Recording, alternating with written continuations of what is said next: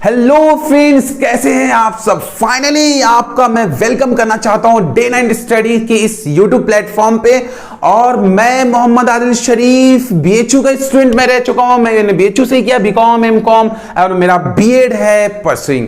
और मैं आपको बताऊं मैंने बीएचयू से यूजीडीसी भी किया, यानी 3 years diploma in computer application. ये सब कुछ बीएचयू हमारा एक फैमिली की तरह है। तो फाइनली फ्रेंड्स, जो हमने आपसे वादा किया है कि इस डे 9 स्टडी प्लेटफॉर्म से हम आपको सीयूईटी का प्रिपरेशन करवाने जा रहे हैं। मैं आपके डोमेन स्पेसिफिक सब्जेक्ट का मेंटोर, ताकि मेरा काम क्या है, आपका सीयूईटी में दाखिला दिलवाना, यानी सीयूईटी में आपका एडमिशन दिलवाना। तो तैयार हो जाइए आप लोग सब इस इंटरेक्टिव सेशन के लिए। इस सेशन में हम लोग क्या करने वाले बच्चे, तो इस सेशन में हम लोग डिस्कस करने जा रहे हैं accountancy, my favourite subject, your favourite subject, the one and only numerical subject in commerce. और अकाउंटेंसी का मैं सिलेबस बताने वाला हूं कि अगर आप सीयूईटी में से चाहते हैं एडमिशन बीकॉम ऑनर्स एंट्रेंस में, तो क्या क्या पढ़ना होगा अकाउंटेंसी में। एक एक चीज डीप एनालिसिस करने वाले हैं, बहुत इंटरेस्टिंग तरीके से, मजा आ जाएगा आपको। और उसके बाद आपको लगेगा कि हाँ, अब तो पढ़ाई शुरू करनी चाहिए। तो फाइनली मैं अपने बारे में मैंने बता ही दिया है, और ये हमारे कोर्स से रिलेटेड डिटेल है। अगर आपको हमारा ऐप डाउनलोड करने में कोई भी परेशानी आ रहा है, तो आप डीएनएस ऑफिशियल पे कांटेक्ट करो। अगर मेंटर मुझसे पर्सनली कोई बात करना चाहते हो, आप व्हाट्सएप मुझे कर सकते हो। हमारे कोर्स के लिए डीएनएस एजुकेटर ऐप डाउनलोड करो, वहां से हम लाइव सेशन स्टार्ट करें। 11 जनवरी से हमारा लाइव सेशन शुरू हो जाएगा। बच्चे जल्दी से इस कोर्स में इनरोल कर लेना और स्टार्ट करते हैं। प्यारे बच्चे, मैं आपको बताना चाहता हूं सबसे पहली बात और मोस्ट इंपॉर्टेंट चीज कि आपको मालूम होना चाहिए, वो बात क्या है कि आपका जो अकाउंटेंसी में डोमेन स्पेसिफिक है बच्चे, उसमें कितना क्वेश्चन आना है। तो सीयूईटी में 50 क्वेश्चन आएगा, जिसमें से आपको अटेम्प्ट करना है सिर्फ और सिर्फ 40 क्वेश्चन। हर सही आंसर क्वेश्चन पे 5 मार्क्स मिलेगा, गलत किया तो -1 उड़ जाएगा। लेकिन आदिल सर है ना, माइनस मार्किंग नहीं होने देंगे अपने बच्चों के लिए ना, क्योंकि हम मेहनत करेंगे। और मैं आपको बताना चाहता हूं कि सीयूईटी में अकाउंटेंसी में किस तरीके के क्वेश्चन पूछे जाते हैं सर। तो सबसे पहला जो मैं बताना चाहता हूं वो है आपका एजर्शन रीजन का क्वेश्चन। बहुत सारे बच्चों को ये पता नहीं होगा सर ये एजर्शन रीजन क्या है। मैंने पिछले वीडियो में और हर वीडियो में, क्योंकि बहुत सारे बच्चे हमारा पिछला जो सीयूईटी बीकॉम में एडमिशन के लिए हमें क्या करना पड़ेगा, मैंने उसमें भी बताया था। चलिए मैं एक बार और आपको बताता हूं एजर्शन रीजन के क्वेश्चन। ये प्रीवियस ईयर आ चुका है, और मैं आपको बताऊं कि इस सेशन में हम लोग सिर्फ आपको अकाउंट्स का सिलेबस नहीं बताएंगे, बल्कि प्रीवियस ईयर क्वेश्चन में किस तरीके से उससे क्वेश्चंस आए हैं वो भी थोड़ा बहुत डिटेल एनालिसिस करेंगे, और फिर बताएंगे कि कैसे हम लोग सीयूईटी को जाने जा रहे हैं क्रैक करने। तो तैयार हो जाइए और देखते रहिए हमारे सेशन। सबसे पहला क्वेश्चन जो आपका आ रहा है वो है एजर्शन और रीजन के क्वेश्चन।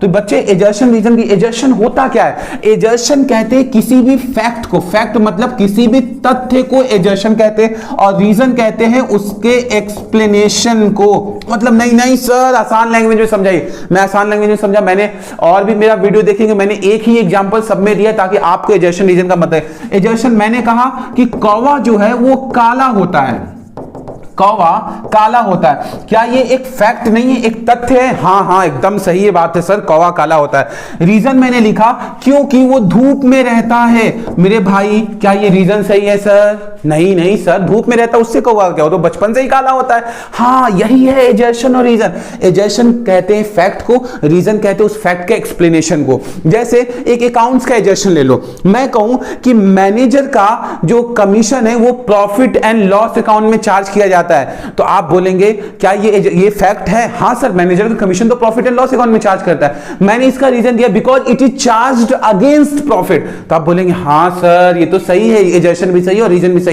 तो इसी तरीके से एजर्शन रीजन, एजर्शन मतलब फैक्ट, रीजन मतलब उसका explanation.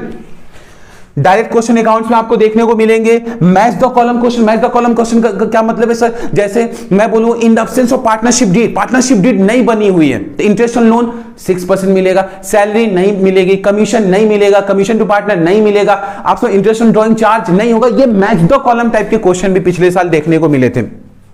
Direct question, MCQ, direct आपके प्रैक्टिकल क्वेश्चन। डायरेक्ट क्वेश्चन यानी कोई डायरेक्ट क्वेश्चन आपको पूछ सकता है, जैसे आपको पूछ सकता है कि शेयर कैपिटल अकाउंट डेबिट होता है, तो उसमें हम लोग शेयर कैपिटल अकाउंट डेबिट में किस अमाउंट से फॉरफिट करते हैं, तो उसका फॉर्मूला होता है number of share forfeited into called up. तो ये सारा कुछ आपसे पूछ सकता है। उसी तरीके से कॉल्स इन अरियर की एंट्री क्या हो सकता है, वो पूछ सकता है। Share issued consideration other than cash की एंट्री क्या होता है, डिवेंचर के 6 केस, इससे कोई भी डायरेक्ट क्वेश्चन पूछ सकता है। जर्नल एंट्री पूछ सकता है, एडमिशन के टाइम में क्या एंट्री होता है, उससे related retirement date on the basis of turnover, on the basis of sale, इस तरीके के क्वेश्चंस आपसे पूछे जा सकते हैं। प्रैक्टिकल क्वेश्चन में आपसे न्यूमेरिकल आ सकता है। न्यूमेरिकल का मतलब क्या होता है, न्यूमेरिकल का मतलब होता है कि आपने डिवेंचर इशू किया, किसी को डिवेंचर से आप पेमेंट करो तो नंबर ऑफ डिवेंचर कितना आ जाएगा, अच्छा कौन सा मिनिमम प्राइस पे हमको शेयर को री इशू कर सकते हैं, इस तरह के न्यूमेरिकल क्वेश्चंस भी आपसे पूछे जाएंगे। अभी मैं जब चैप्टर वाइज एनालिसिस करूंगा तो आपको एक एक बात बहुत ध्यान से समझना है, और चैप्टर वाइज एनालिसिस करूंगा तो आपको समझ में आएगा प्रीवियस ईयर क्वेश्चन किस तरीके से आया था। आइए समझते हैं।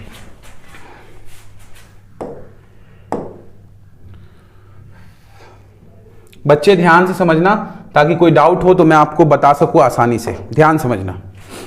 अकाउंट्स में आपको मालूम है कि अकाउंट्स में आपको सिर्फ क्लास 12 का सिलेबस एग्जाम में आएगा, यानी क्लास 12 का एनसीईआरटी बेस्ड क्वेश्चंस आने हैं आपको, ठीक है ना। पूरा क्लास 12 सिलेबस पूछा जाएगा।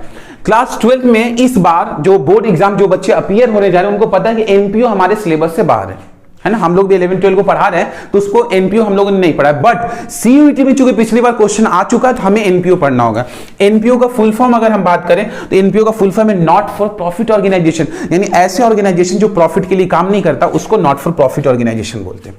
एनपीओ में आपको क्या पढ़ना है, तो एनपीओ में आपको अगर गौर करेंगे और समझने की कोशिश करेंगे तो एनपीओ में आपको यह पढ़ना है कि किस तरीके से एक नॉट फॉर प्रॉफिट ऑर्गेनाइजेशन अपनी अकाउंटिंग करता है, यानी कब उसके वो पैसे का जुगाड़ कहां से करता है, डोनेशन से करता है या सब्सक्रिप्शन से करता है या लाइफ मेंबरशिप फीस से करता है, या फिर डोनेशन में भी आप मैच फंड अलग से आता है, स्पेसिफिक फंड से कर रहा है, छोटे मोटे डोनेशन से कर रहा है, रेगुलर डोनेशन से कर रहा है, इस तरीके से। यानी आपका पैसा कहां से आ रहा है, यानी इसको हम लोग दिखाते हैं रिसिप्ट एंड पेमेंट अकाउंट में। खर्च कहां हो रहा है उसको पेमेंट में दिखाएंगे। उसे रिसिप्ट एंड पेमेंट अकाउंट से जो ये तो होता है, रिसिप्ट एंड पेमेंट अकाउंट में जितना पैसा आया जितना पैसा गया सब दिखाएंगे। रिसिप्ट एंड पेमेंट अकाउंट का नेचर क्या है, तो ये पर्सनल है या रियल है, नॉमिनल, तो आप बोलेंगे सर रियल है। उसके बाद हम लोग देखेंगे इनकम एंड एक्सपेंडिचर अकाउंट क्यों बनाते हैं सर, तो इसमें छोटे मोटे खर्चे छोटे मोटे फायदे को दिखाने के लिए बनाते हैं। इनकम एंड एक्सपेंडिचर अकाउंट का नेचर क्या सर, ये नॉमिनल नेचर का होता है। उसी तरीके से इसमें जो है फंड बेस्ड अकाउंटिंग, फंड जो स्पेसिफिक फंड, कभी मैच फंड बनेगा, कभी मैच फंड के नाम पे पैसा आएगा तो मैच फंड के नाम पे पैसा आया, कभी टूर्नामेंट फंड के नाम पे पैसा आया, कभी स्पेसिफिक फंड, ये सब बैलेंस शीट की लायबिलिटीज में हम लोग दिखाते हैं। फिर मैच फंड के नाम पे पैसा आया, फिर उसमें से कुछ पैसे हमने कहीं इन्वेस्ट कर दिया, उस पर कुछ इंटरेस्ट आया, कुछ एक्रूड रह गया, कुछ बकाया, कुछ मिल गया, कुछ एडवांस, सब कुछ एडजस्टमेंट करेंगे। अगर मैं आपसे कहूं उसके बाद आप देखेंगे कि cost of consumable item. Cost of consumable item का मतलब ये होता है बच्चे कि नॉट फॉर प्रॉफिट ऑर्गेनाइजेशन जब हम चला रहे होते हैं तो उसमें कुछ ऐसे अमाउंट होते हैं जो साल भर के अंदर हम कंज्यूम कर जाए। कंज्यूम मतलब खा पी के खत्म, जैसे स्टेशनरी हो गया, मेडिसिन हो गया, आपने लिया, खाया पिया, मेडिसिन खत्म, स्टेशनरी कंज्यूम, मेडिसिन कंज्यूम, ये सारा कुछ कॉस्ट ऑफ कंज्यूमेबल आइटम में आता है। ये हम निकालते कैसे, इसका भी एक फॉर्मूला होता है, इसका एक कॉन्सेप्ट होता है, यानी पेमेंट मेड फॉर स्टेशनरी, कि आपने कैश में कितना खरीदा, उधार कितना खरीदा, एडवांस कितना खरीदा, ओपनिंग स्टॉक कितना था, क्लोजिंग स्टॉक कितना था, ये सब कुछ प्लस माइनस करेंगे, हमारा कॉस्ट ऑफ कंज्यूमेबल आइटम आ जाता है। अगर मैं आपसे बात करूं कि प्रीवियस ईयर क्वेश्चन इससे किस तरीके से आया था, तो सबसे पहले जो एक न्यूमेरिकल आया था वो आया था आपका सब्सक्रिप्शन से, यानी कि आपके नॉट फॉर प्रॉफिट ऑर्गेनाइजेशन में 1000 मेंबर है, हर मेंबर ने 100 रुपए दिया। ध्यान समझना बच्चे ताकि बात में, हर मेंबर को 100 रुपए देना था, यानी कितना देना था, 1 लाख रुपए देना था। उसमें से कुछ बकाया रह गया, कुछ एडवांस आ गया, कुछ पैसा आया ही नहीं, कुछ अरियर हो गया, कुछ ने काम देंगे ही नहीं। तो इससे एक क्वेश्चन आया था न्यूमेरिकल कि बताओ फाइनल सब्सक्रिप्शन कितना हमारा इनकम एंड एक्सपेंडिचर अकाउंट में जाएगा। इस तरह से एक न्यूमेरिकल इससे पूछा था। उसी तरीके से फंड बेस से एक क्वेश्चन आ चुका है, ये मैं पीवाईक्यूज लिखा हूं, प्रीवियस ईयर आ चुका है, मैं उसी क्वेश्चन। फंड बेस्ड अकाउंटिंग से क्या आया था, एक स्पेसिफिक फंड यानी मैच फंड आ गया, तो उससे रिलेटेड एक्सपेंस आ गया था, प्राइस डिस्ट्रीब्यूशन आ गया था, और आपसे पूछा था कि बताइए कि बैलेंस शीट में फाइनल मैच फंड में कितना पैसा बचा है। उसी तरीके से अगर हम बात करें तो कॉस्ट ऑफ कंज्यूमेबल आइटम से क्वेश्चन आया था, यानी कि हमारे बिजनेस में बहुत सारे ऐसे आइटम होते हैं जो हम कंज्यूम कर जाते हैं, खा पी, मेडिसिन, स्टेशनरी, ये सर अभी मैंने डिस्कस किया। तो आपको निकालना है कि आपने एक साल में कितने का मेडिसिन कंज्यूम किया। इसका एक फॉर्मूला होता है अमाउंट पेड फॉर स्टेशनरी, उसका क्रेडिटर प्रीवियस ईयर का माइनस करते, करंट ईयर का प्लस करते, advance to supplier previous year का प्लस करते, करंट ईयर का माइनस करते, ओपनिंग स्टॉक प्लस करते, क्लोजिंग स्टॉक माइनस करते। ये सबका लॉजिक बताऊंगा, एक एक चीज समझाऊंगा, डिटेल एनालिसिस। अभी मैं बस पेपर पैटर्न बता रहा हूं किस तरीके से। ये समझ में आया। और नॉट फॉर प्रॉफिट ऑर्गेनाइजेशन से पिछले साल सीयूईटी में 5 से 6 क्वेश्चन आए थे, जो कि मैंने अभी आपसे डिस्कस किया। उसके बाद हम लोग आ जाते हैं सेकंड चैप्टर, जो कि है पार्टनरशिप। पार्टनरशिप से पिछले साल बच्चे 15 से 20 क्वेश्चन आया था। पार्टनरशिप में आपको मालूम है 5 fundamental of partnership, change in profit sharing ratio, admission, retirement, death और डिसोल्यूशन। ये 6 चैप्टर है जो आपको पार्टनरशिप में पढ़ना है। इन सबको मिला के 15 से 20 क्वेश्चन आया था। सबसे पहला चैप्टर जो आपको पढ़ना है वो है आपका फंडामेंटल। फंडामेंटल का मतलब होता है इसमें बेसिक ऑफ पार्टनरशिप पढ़ते हैं। बेसिक ऑफ पार्टनरशिप मतलब पार्टनरशिप क्या होता है, पार्टनरशिप का फीचर क्या है, पार्टनरशिप डीड क्या होता है, इन the absence of partnership interest on loan कितना परसेंट देंगे, इन the absence of partnership salary का क्या होगा, कमीशन क्या क्या होगा, अगर मैनेजर कमीशन दिया हुआ, इंटरेस्ट ऑन लोन दिया और रेंट टू पार्टनर दिया तो प्रॉफिट एंड लॉस अकाउंट में चार्ज करेंगे। अगर उसके बाद प्रॉफिट एंड लॉस अकाउंट में चार्ज करने के बाद यानी आउटसाइडर को देने के बाद जो प्रॉफिट बचता है उसको हम पीएल एप्रोप्रिएशन अकाउंट में बांटते हैं। उसका मैनेजर कमीशन ही चार्ज अगेंस्ट प्रॉफिट होता है या with the appropriation of profit होता है। ये सारा कुछ हम लोग पार्टनरशिप में पढ़ने वाले हैं। उसी तरीके से अगर हम बात करें तो पार्टनरशिप में एडजस्टमेंट इन क्लोज्ड अकाउंट का भी question. Adjustment in closed account का मतलब होता है कई बार ऐसा होता है कि अकाउंट जो होता है हमारा वो क्लोज हो जाता है, यानी अकाउंट बंद होने के बाद कुछ उसमें गलतियां निकल जाता है, जैसे इंटरेस्ट ऑन कैपिटल दिए ही नहीं, सैलरी दिए ही नहीं, कमीशन नहीं दिए, तो इस तरह के क्वेश्चन हम लोग एडजस्टमेंट इन क्लोज्ड अकाउंट बोलते हैं। इसको एकदम बहुत सिंपल सा है, इसको भी हम लोग आसानी से कर लेंगे ना। जैसे कि एडजस्टमेंट क्लोज अकाउंट का क्वेश्चन है, एबीसी और पार्टनर ने form sharing profit and loss in the ratio 3:2:1 as per agreement, interest on capital इतना देना, सैलरी इतना देना, कमीशन इतना देना, लेकिन प्रॉफिट 2,40,000 हमने कहा वो distributed equally without providing the above, यानी कि प्रॉफिट को पहले ही आपने बांट दिया, इंटरेस्ट सैलरी कमीशन दिया ही नहीं। इस तरीके के क्वेश्चन से भी एमसीक्यू आ सकता है। अब मैंने बताया कि एक बड़ा क्वेश्चन आएगा उससे 2-3 एमसीक्यू पूछेगा, तो आपको ये भी करना होगा उसमें।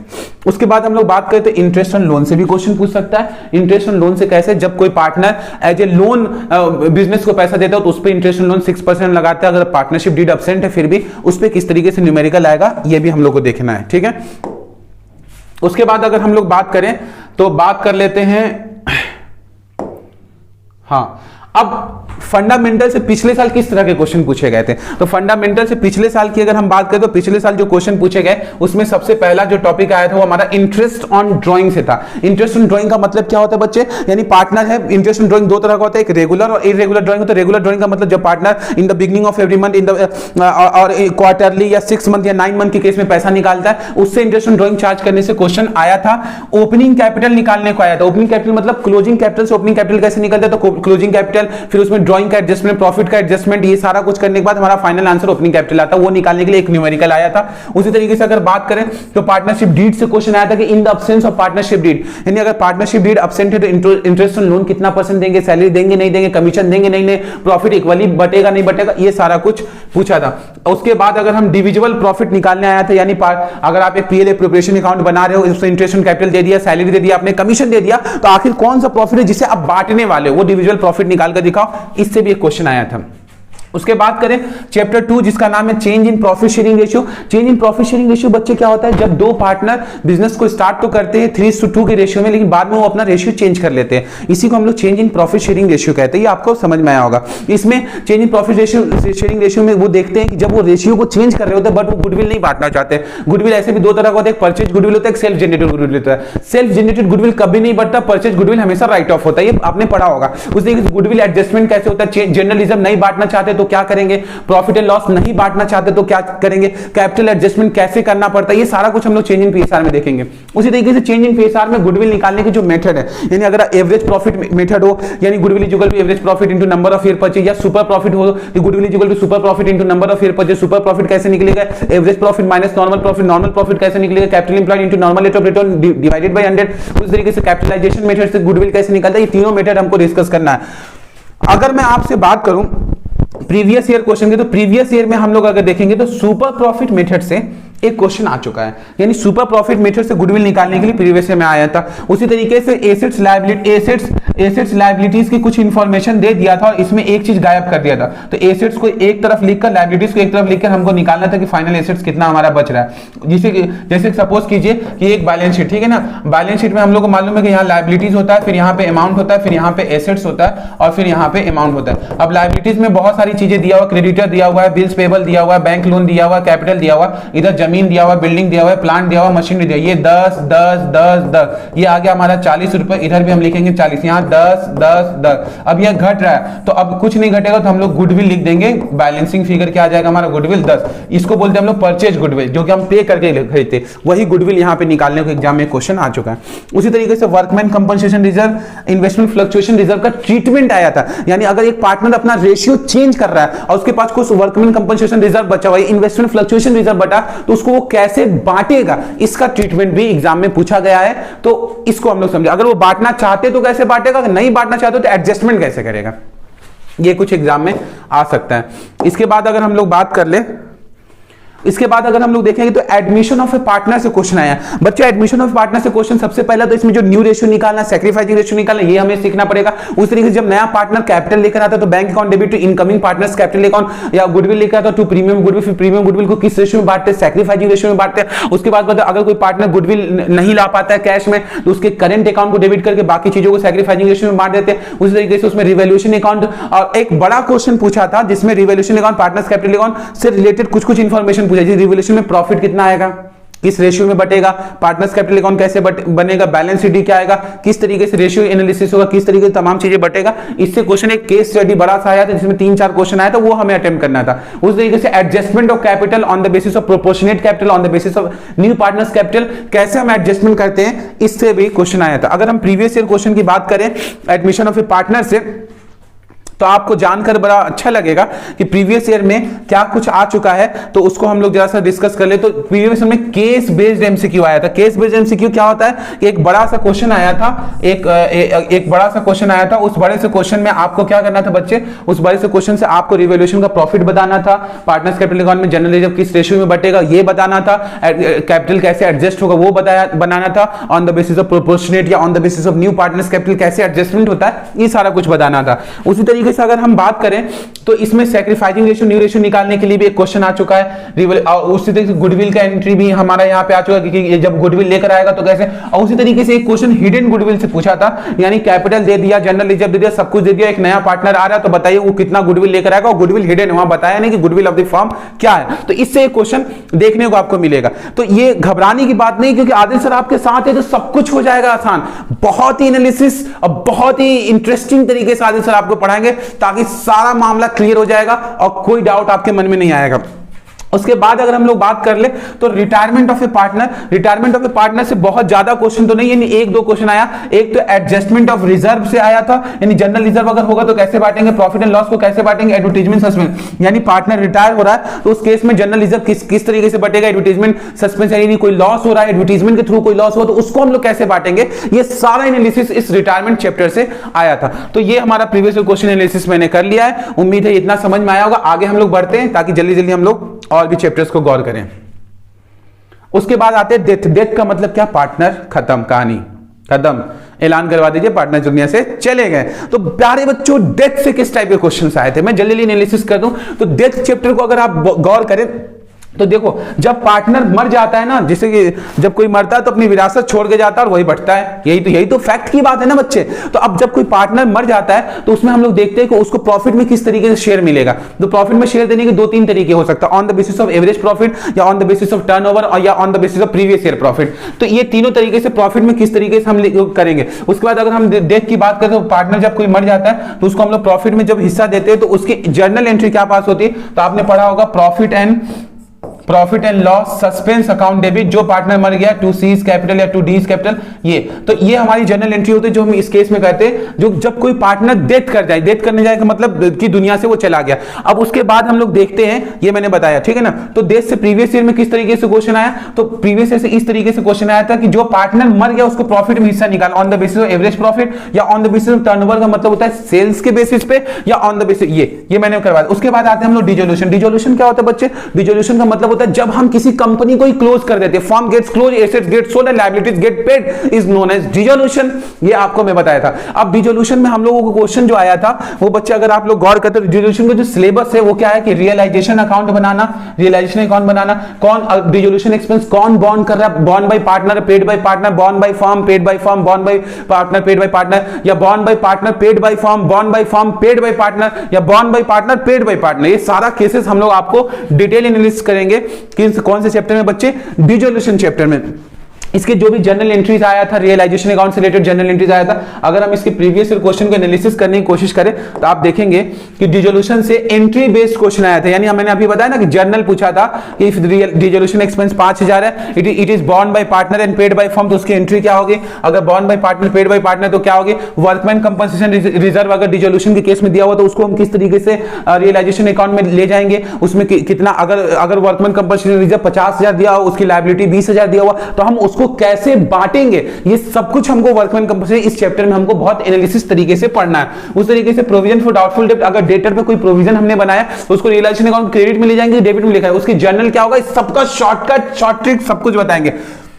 उसी तरीके से अगर इन्वेस्टमेंट फ्लक्चुएशन रिजर्व का केस है तो उसमें हम लोग कैसे इसकी एंट्री करेंगे, इन्वेस्टमेंट देगा तो हम रियलाइजेशन अकाउंट में जाएगा या नहीं जाएगा, इन्वेस्टमेंट फ्लक्चुएशन रिजर्व नहीं देगा तो इन्वेस्टमेंट फ्लक्चुएशन रिजर्व सिर्फ दिया हुआ, इन्वेस्टमेंट नहीं दिया हुआ तो क्या हम उसे पार्टनर्स कैपिटल अकाउंट में बांट देंगे, इसकी जनरल एंट्री आया था। और पार्टनर्स कैपिटल में फाइनेंस सेटलमेंट की भी एंट्री आया था, यानी अगर कोई लोन का सेटलमेंट हो या पार्टनर्स कैपिटल में टोटल बैलेंस उसको कितना पे होगा, ये सारा कुछ हम लोग इसमें देखेंगे। फिर बच्चे ये तो हो गया हमारा ये पूरा पार्टनरशिप का कहानी खत्म हो गया। इसके बाद हम लोग बात करेंगे तो हम लोग बात करेंगे कंपनी। तो कंपनी से बच्चे मैं बता दूं कि 10 से 12 क्वेश्चन एग्जाम में पूछे जाते हैं। We will totally going to analyse this particular paper. तो कंपनी में आप देखेंगे 10 से 12 क्वेश्चन पिछले बार पूछे गए थे।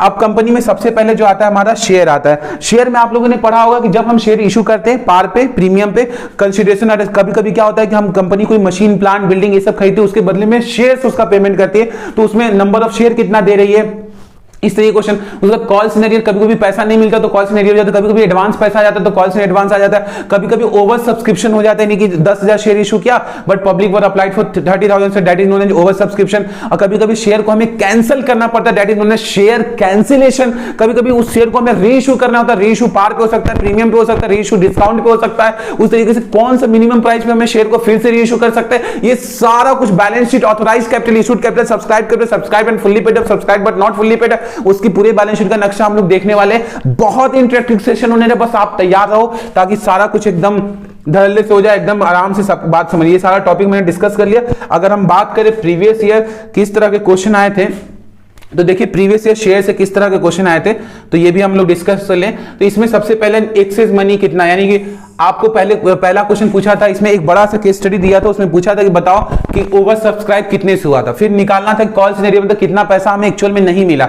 फिर बताना था अलॉटमेंट मनी कितना हमें रिसीव हुआ, बात समझ में आया। उसके बाद इसमें यह पूछा था कि बताओ कि शेयर कैपिटल, शेयर फॉरफिट करते समय हम क्या एंट्री करेंगे। अगर जैसे फॉर एग्जांपल अगर हमें शेयर कैंसिल करना तो हम एंट्री क्या करेंगे, equity share capital account debit number of share forfeited into called up amount to call scenario, जो अमाउंट नॉट रिसीव हुआ, टू शेयर फॉरफिट यानी जो अमाउंट रिसीव हो चुका उसके बाद हम लोग रीइशू करते हैं। अगर लॉस पे करते हैं तो bank account debit share forfeiture account debit to equity share capital. अगर हमें रिजर्व में ट्रांसफर करना है तो share forfeiture account debit to capital reserve.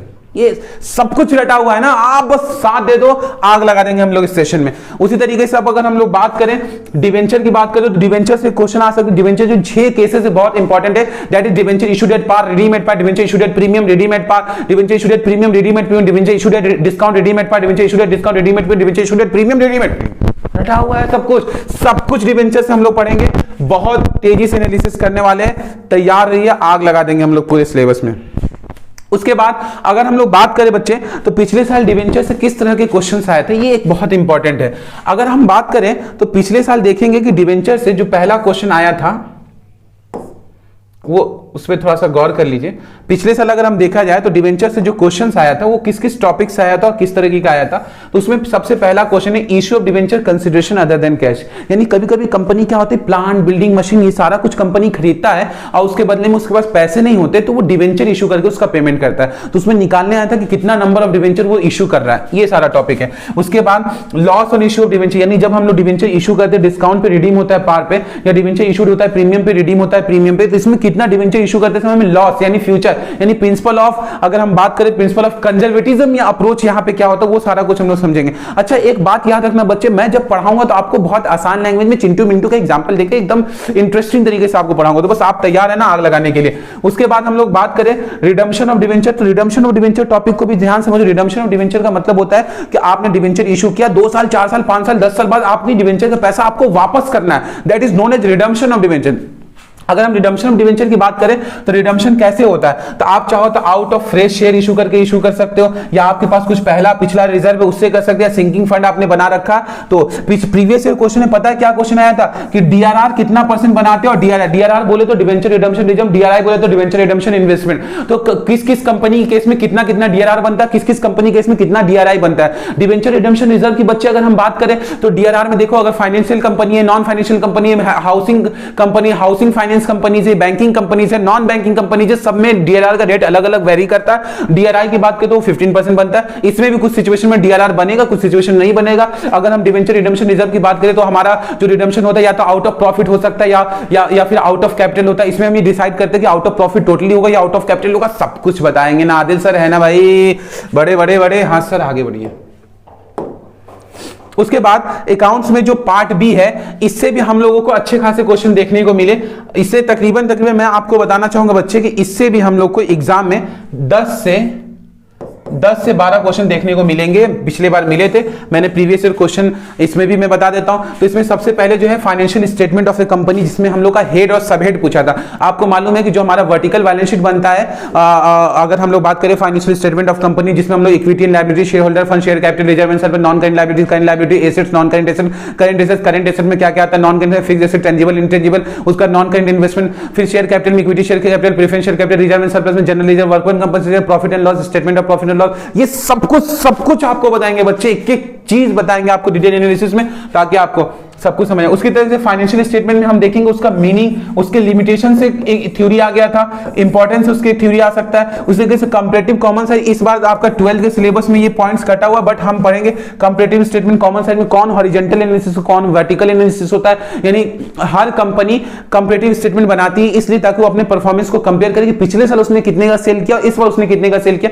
इस सेल्स को कंपेयर करने के लिए वो कंपैरेटिव स्टेटमेंट बनाता है। और कॉमन साइज क्या होता है, तो कॉमन साइज स्टेटमेंट बेसिकली क्या होता है बच्चे, तो कॉमन साइज स्टेटमेंट की अगर हम बात करें तो उसमें हम लोग देखते हैं कि अगर हमारा टोटल एसेट्स 2 लाख का, तो उसमें फिक्स्ड कितने का, उसका करंट कितने का, उस टोटल एसेट्स से हम अपने सारे एसेट्स को कंपेयर करते हैं, that is common size statement. उसके बाद हम लोग बात करें तो कैश फ्लो से, कैश फ्लो में आपको मालूम है कि 3 तरह की एक्टिविटीज होता है, that is cash flow from operating activities, cash flow from investing activities और cash flow from financial activities. उससे क्वेश्चन आया था कि बताओ ऑपरेटिंग से कितना पैसा आएगा, इन्वेस्टिंग से कितना आएगा, प्लांट एंड मशीनरी अकाउंट एक बनाने आया था, एक्युमुलेटेड डिप्रेशिएशन अकाउंट बनाने आ सकता है। उसमें आपको निकालना होगा net cash flow from investing plant and machinery account कैसे बनता है, एक्युमुलेटेड डिप्रेशिएशन अकाउंट कैसे बनता है, ये सारा कुछ एनालिसिस हमें करना है। उसी तरीके से अगर हम बात करें तो अकाउंटिंग रेशियो से भी क्वेश्चन आया था। आपको मालूम है अकाउंटिंग रेशियो में 4 टॉपिक हमें पढ़ना, that is liquidity ratio, solvency ratio, profitability ratio और इन्वेंटरी रेशियो। और ये सारा कुछ inventory turnover ratio, that is detail analysis में हम लोग को पढ़ना है कि करंट रेशियो कैसे निकालते हैं, क्विक रेशियो कैसे निकालते हैं, उस तरीके से डेब्ट इक्विटी रेशियो कैसे निकालते हैं, इंटरेस्ट कवरेज रेशियो कैसे निकालते हैं, gross profit ratio, net profit ratio, gross ratio, ये सारा कुछ हम लोग, रिटर्न ऑन इन्वेस्टमेंट कैसे निकलता है, ये सारा कुछ हम लोग डिटेल एनालिसिस करने वाले बच्चे। बस आप तैयार रहो ताकि आपको पूरा सिलेबस, और पिछली बार जो है एक एडिशनल जो आप नहीं पढ़े हो, दैट इज कंप्यूटराइज्ड अकाउंटिंग से भी 1-2 क्वेश्चन देखने को मिले थे। तो हम लोग क्या करेंगे कि कंप्यूटराइज्ड अकाउंटिंग का भी एक सिलेबस कवर करेंगे, और ताकि आपको पूरा सिलेबस अच्छे समझ में आ जाए। प्यारे बच्चे, हम आपको आखिरी में यही बात करें, कंप्यूटराइज्ड अकाउंटिंग मैं पढ़ाऊंगा, आपको डिटेल एनालिसिस करवा दूंगा, 2-4 लेक्चर इसका भी देकर 2 क्वेश्चन वो भी नहीं छोड़ेंगे ना, क्योंकि हमारा मकसद क्या है कि 50 में 40 क्वेश्चन पूरा लाना है। आदिल सर आपके साथ है और हम पूरी जुनून, पूरे इंटरेक्टिव, पूरे एक्साइटमेंट के साथ आपके साथ जुड़ना चाहते हैं, ताकि आपका जो मिशन है, आपका जो मकसद है, उसको हम पूरा कर सके। फिर से मैं आपको बताना चाहूंगा मैंने ये अकाउंट्स का सिलेबस पूरा एनालिसिस कर दिया बच्चे। अगर आपको कोई भी डाउट हो डीएनएस ऑफिशियल पे कॉल कर सकते हो। अगर डीएनएस ऑफिशियल पे कॉल करो और कोई डाउट हो तो हमारा व्हाट्सएप नंबर भी है, इस पे आप कर सकते हो। और ये कोर्स 11th ऑफ जनवरी ये कोर्स स्टार्ट हो रहा है। लाइव सेशन से हम आपको पढ़ाएंगे, आप हमसे जुड़ेंगे। धीरे धीरे एक एक चीज समझा के एकदम प्रॉपर तरीके से आपको ये लेक्चर मिलेगा। जल्दी डीएनएस एजुकेटर ऐप को आप इनरोल कर लो, जल्दी से इस सेशन में इनरोल कर लो, ताकि हम आपका ये कोर्स जल्द से स्टार्ट कर दे। Thank you very much for this particular session. उम्मीद है बच्चे आपको ये सेशन पसंद आया होगा। Thank you very much.